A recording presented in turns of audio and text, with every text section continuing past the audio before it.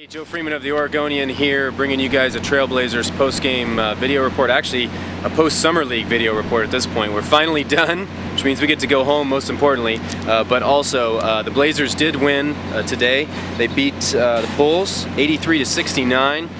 To improve their Summer League record to 4-1, a very successful Summer League for the Blazers. In fact, the only game they lost was against the Clippers, and they had a chance in the closing seconds to win that. So very near a perfect Summer League record for the Blazers. But as always, with Summer League, everything comes with a grain of salt, and also it's more important what the individuals did rather than team success, although a lot of guys would disagree with you from a fan's perspective. Certainly that's most important. Get right to it. The first thing is the battle for the point guard spot between Armon Johnson and Patty Mills. The Blazers maintain that they still have there is a possibility that they will keep both players.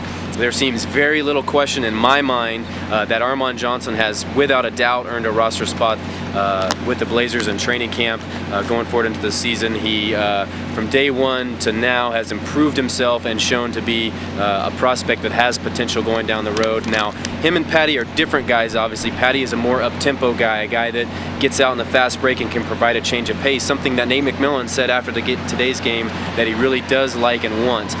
But in my mind, and in talking with different people, Armon has proven himself to be very valuable with his defense, with his potential, with his pick and roll work on offense, and he's kind of got this little bit of grit and toughness. He proved that going against John Wall earlier in the week, that he's not going to back down from anyone, and I think he will end up getting a roster spot with the Blazers.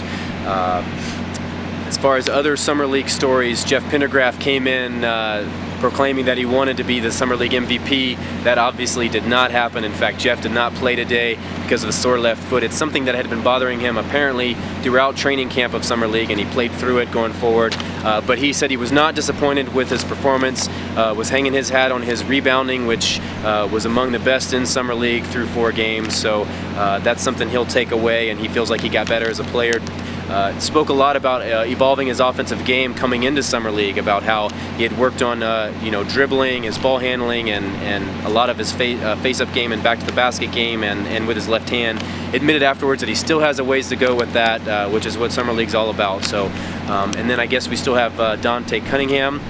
He proved to be just what he's always been: solid, rock solid, very even-keeled, and you know what you're going to get out of him. But I did see some growth of him with his offensive game. We've talked about how he needs to be a better ball handler, and he needs to, if not, go from the top of the key down to the rim with 5 or 6 dribbles, but getting that 1 or 2 dribble move that allows him to work a different facet of his game. And he showed time and time again this week that he is improving there, and at some point he will feature that.